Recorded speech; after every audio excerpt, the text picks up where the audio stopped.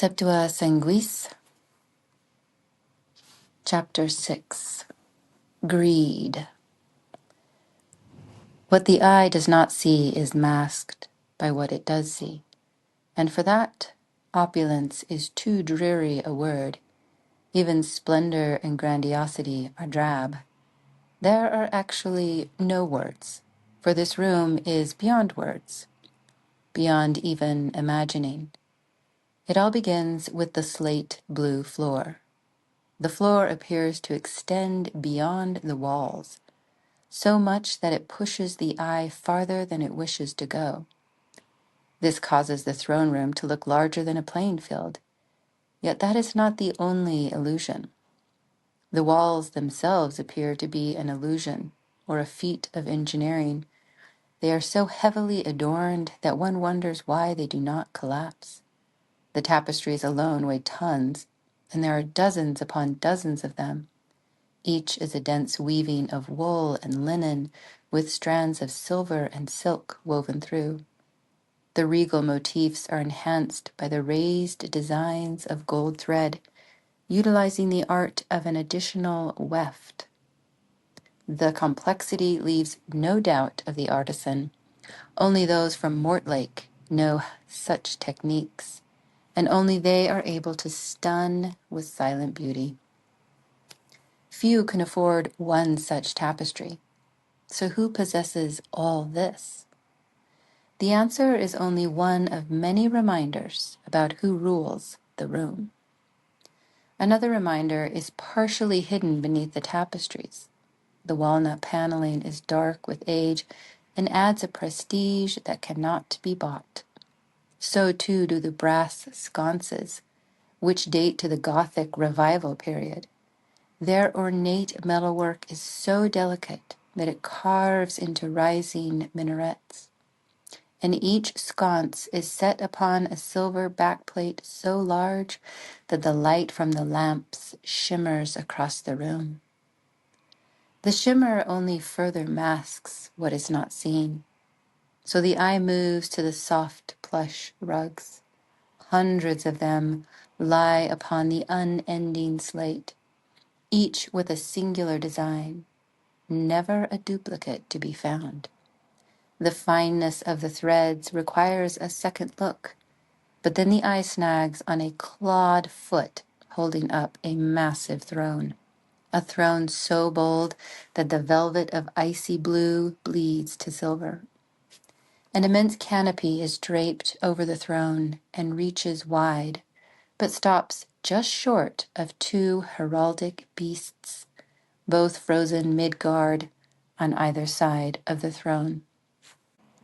They lunge toward the opposite wall as though they intend to charge through the arched windows and capture their prey.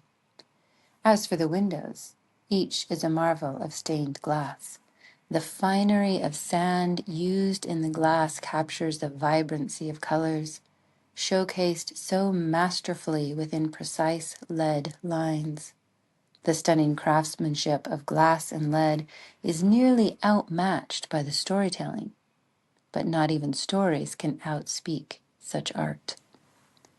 Yet even with all this grandeur, a glance upward must be taken.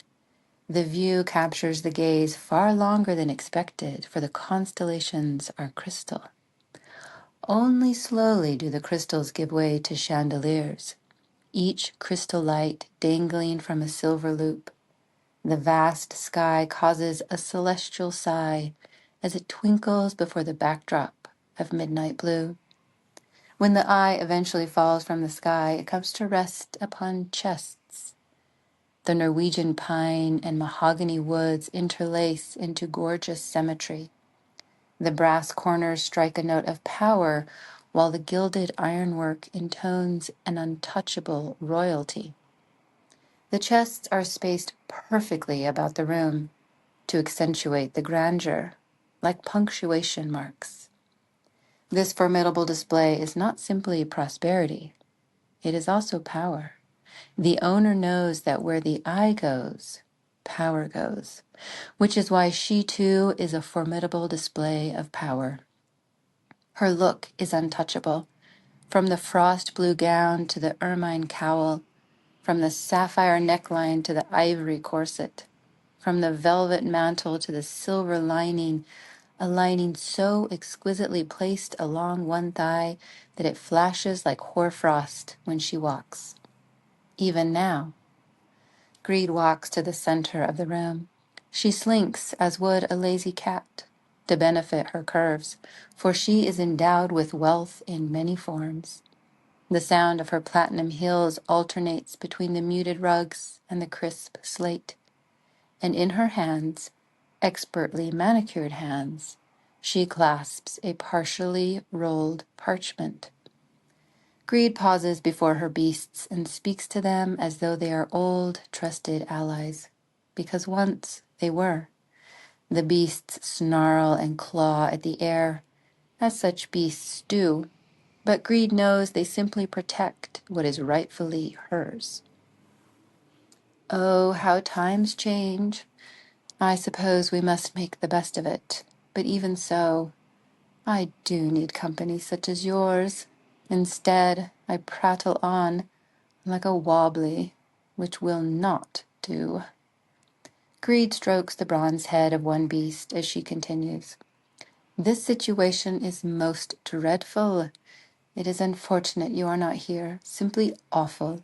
I need help creating this trial for the humans, and you are so good at listening. It's different now. Greed leans against the beast. I simply see no way for the humans to succeed. How can they not want to be me? Honestly, why would they even try? The last sentence is not a question. It is hardly even a statement. It is more of a commandment, bold and true, at least for Greed. She absently taps her nails upon a bronzed ear with one big chunk missing. Tap, tap, tap, tap, tap. She is tempted to use her vortex and pull in answers, but she knows it won't work. Her vortex only pulls data, and they are not the answer. She needs more than information. She needs creativity, which is not her strong suit. Classy, tasteful, yes, but creating something new, most assuredly not. Greed lifts the parchment to read what she's read so very many times. Step 1. Enlarge each causal window to include a trial. Step 2. Connect causal windows to a central hub. Step 3. Invite humans to the central hub. Step 4. Explain the qualifiers of both success and failure. Step 5. Offer humans one final opportunity to decline. Step 6. Begin the trial. Greed lowers the parchment. She pivots on her platinum heel very slowly, causing her hips to sway with abundance. She walks to the windows where her chosen scenery, for today, lies beyond. It is somewhat distorted by the stained glass, but she can still make out the snow-capped mountain looming over the lake. The frozen surface of the lake pushes ice stacks into formations so white they sparkle almost near to blinding. The spines of one Castelline formation juts skyward, but then disappears behind a panel depicting pyramids. Greed adjusts her head until a clear portion of glass allows her to watch a tiny bead of water slide down a finial. This is when she realizes something else is bothering her. Why is pride set on doing this? Why did he go so far as to make a covenant? It's so bloody clever of him. Almost like another charade. Greed allows this final thought to linger before turning away from the icy landscape. She walks to a chest and lifts the lid to reveal shallow trays. Each tray is the perfect size for viewing her plethora of coins, and they are overflowing. Greed lifts a few coins with her nails and lets them slide down. They clink upon the others, and the sound soothes her. gold clinking upon gold is her idea of a nursery rhyme. Greed notices a tray she hasn't touched in a while and lifts it out. The coins are embossed with the goddess Britannia, standing erect, helmeted, and serene. Greed is certain the goddess is made after her own likeness, and so prizes these coins above others. She studies Britannia for a moment and then replaces the tray and closes the lid. She seats herself upon the chest and stretches the parchment until it is fully open. Then she reads what remains. Humans are free to choose the order of their trials. Humans interact with deities inside their respective windows. Humans cannot leave a window until they either succeed or fail. Humans who fail are returned without memory. Humans who succeed are returned to the central hub and choose another trial. Humans who succeed all trials are given immortality and returned with memory. Greed allows the parchment to roll up and drops it onto the chest. She stands, adjusts the silver lining along her thigh, and then wanders away. She strolls through her luxury until she stands before a ceremonial suit of armor. She stares straight into the tiny eye cutouts and speaks. There can be no faffing around. I've got to figure a proper trial, she says to the empty armor. And I can't be dodgy, not with sorrow and her qualifiers, as though. Greed dismisses the silent armor and walks to her throne. She seats herself and then reaches to either side so that her long nails may rest upon the barbed spines of the beasts. Honestly, what is success? How am I to do this? I know failure. I've been watching humans do that forever. But what does success look like? What in bloody hell does success even mean? Greed is baffled. She can't imagine how humans will succeed in a trial with her, nor can she imagine what success might even look like. Plus, this notion of immortality is absurd. The whole trial is a bit dramatic, but she's stuck now because she wasn't paying attention. She got carried away by pride, caught up in his moment. It all sounded so great, which was the first sign that pride's soot was affecting her. But greed is awful at checking on this because she gets so easily distracted by her coins. And now that pride got them all to create a covenant with each other, she has to go along. Greed taps her nails. Tap, tap, tap, tap, tap, and thinks to herself, the only way humans will succeed is if they are not me. So what is bloody well not me? Greed considers this for a brief moment before spurting out. The poor, the unfashionable. She quickly realizes how ridiculous her answer is. If it were true, then every poor, unfashionable human would succeed. And as far as she is concerned, that is all of them. Greed's tapping becomes more rapid. Maybe I should go about this backwards. Who am I? She asks the room. The wealthy silence answers her. She's greed. She's a vortex of power. She pulls in what she wants, when she wants, and she keeps what she pulls. Greed is the one who pulls and possesses so many beautiful and wonderful things. She is both the taker and the treasurer.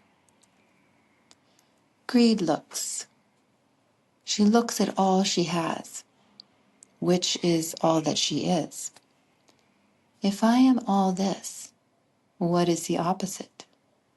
No vortex, no pulling, no possessing, no taking, no keeping? But that is impossible. In order to do any of those, she would need to reverse her vortex. Impossible. Greed shudders. A bit of bile rises in her throat. Reverse my vortex? Never. Such a thing would... No, that simply is not done, Greed says loudly. She suddenly stands and strides across the room. Her lazy catwalk is gone.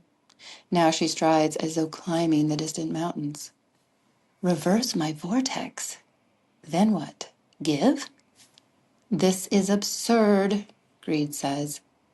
She isn't going to give anyone anything.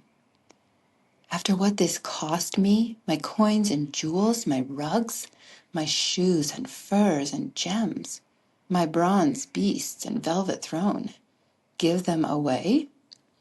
Greed is not giving, ever, not one thing. Besides, once you give one thing, it snowballs and never stops. It becomes more and more, bigger and bigger, until it's just giving and giving and giving all the things until nothing remains. After that, you give the other things, time and attention and care, until everything is bloody gone, including me. Greed trembles where she stands, almost shaking. She stares across the room at a family crest, one she created for her family of one. It bears a delicate yet deadly mantis. A praying mantis, or praying mantis, depending on how hungry the mantis is. And yes, it's female. Bloody hell, she mutters and walks off. Greed knows the word they use for this thing, this giving. They call it generosity, although she's rarely seen it. Mostly she hears humans talk about it, here and there, but rarely does she see humans practice it. And she herself certainly never has. Never. Except, I'm changing, Greed thinks. She nearly shouts the word, but instead kicks the end of Odin's spear, causing it to fall as she rushes off to nowhere. And it's all because of some silly dream. It wasn't even real, just a dream. At first she was reminded of sorrow because of all the shadows. But then there were the tides, and they were not like anything Greed had experienced. The power within them was enormous, infinite, and Greed reveled in that power. She loved the feel of the forces hidden within the tides. It reminded her of the forces within her vortex. She studied the forces even as they thrust her forward. She felt herself being pushed towards something big and important. She felt herself being pulled into something deep and raw, so raw that it had never been, yet always was. There were moments in the dream when Greed felt overpowered and afraid, but she knew she had her vortex, so she was safe. She could use it when she felt ready to leave. But when that moment came, nothing happened. Well, not nothing. Her vortex actually pulled her in even farther. She felt herself stretch across the tides until they were timeless eternities. That was the moment she became so alarmed that she somehow yanked herself awake. When she opened her eyes, she was still sitting on her throne, one finger twirling. She must have dozed off and accidentally pulled in the dream. But where did it come from? And more baffling, why is the pull still here all these weeks later? Greed can still feel the pull, the tides, the enormous power, and the raw depths. She can still feel herself being pulled towards something and pulled into something. Every minute of every day, she feels the tides pulling her towards something bigger than she knew existed, something more important than all the wealth spread before her. And she can't stop it. She's not even sure she wants to, because whatever is pulling her is so powerful that she wants to go. There is something for her to do. She can feel it. And for the first time in the eons of her existence, there is something for her to do besides be Greed. I'm hardly thrilled about any of this, Greed says quickly. She addresses the welt surrounding her as if defending herself. This is all so new. Greed has always been the one to pull, yet now she is pulled. And not only is she pulled in, she's pulled apart. She's beginning to not recognize herself. Greed taps her nails against her gown and listens to the soft rasp. It is in this moment that the eye almost sees what is masked, but instead it is pulled toward the piercing eyes, for they say what the lips will not. Greed is beginning to care. She cares about whatever the tides care about, even though she doesn't know. She knows only that she cares, and she wants to go where the tides pull and do whatever it is they yearn for. She has no idea why she feels this way. It's like the tides saturated her with their longing and left hers to play second fiddle. And for all these weeks, Greed has been doing her best to hide this from her siblings, but bloody hell, Greed says. She stops before her favorite beast and places her hand in its snout. On its snout. She glimpses her hand and stops to inspect it. It's as though she's never seen her hand before, never truly noticed the flesh, the bones, the extraordinarily long nails. These hands, her hands, have pulled in everything at will, yet now they are pulled by strange, smoky tides. Greed reaches into the snarling mouth, and when it returns, her palm is filled with a smoky quartz. She has kept it here as a reminder of the dream which is changing her. That dream, what if, Greed thinks, what if I give humans that dream? She knows how. She could do it easily if she gave humans their own vortex. She could send the dream through the vortex, and once the humans received it, they would be pulled, just like her, towards something bigger. Is that success? Greed asks herself. She feels close to figuring out her trial, but she's missing something. She replaces the smoky quartz and walks to a display of porcelain vials. Contained within are the rarest of fragrances. She carefully uncorks the ambergris and inhales. The musky scent of whale lingers on her tongue before it softens into an aftertaste of salt. She sniffs again and waits. Then she sees it all clearly. Humans will do her trial. Many will fail. She must weed out humans who are seeking end-of-life adventures or perverse experiences. She must wait to see who actually has merit. Then, and only then, will she give them the dream. She can't waste resources. Once the humans with merit have the dream, they will be pulled so strongly that they will reverse their vortex and succeed. Greed can't imagine ever reversing her vortex, but humans most certainly will. She knows this because she has been using her vortex less and less. Every time she does, it pushes her away from the tides and the dream and the longing for something bigger. Suddenly, Greed remembers her siblings. They too will be planning all manner of mischief, and by the time humans come to her, they will be tainted and quite possibly useless. Unless humans come to her first, those humans will be untouched by the colors and tones of her siblings. Plus, they will be naturally generous, which means there is more to this. If Greed's thinking is correct, the humans who choose her first are the least like her, so the dream may act even more powerfully upon them.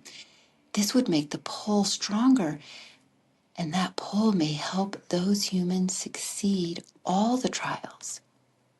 Greed can't believe it. She has not only determined her own trial, but found an advantage. The humans that succeed with her will have the dream, the pull, which is an advantage and possibly a great one.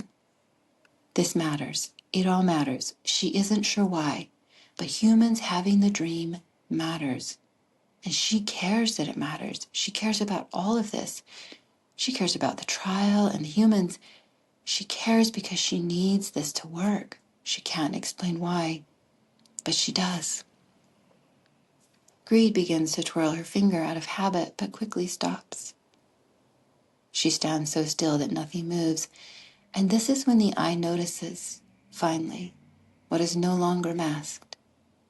There are no buttons, no clasps, no latches, no zippers, no hook and eyes, nothing that requires dexterity. Her clothing is without. So how then does she... Yes, exactly. How? And more importantly, why?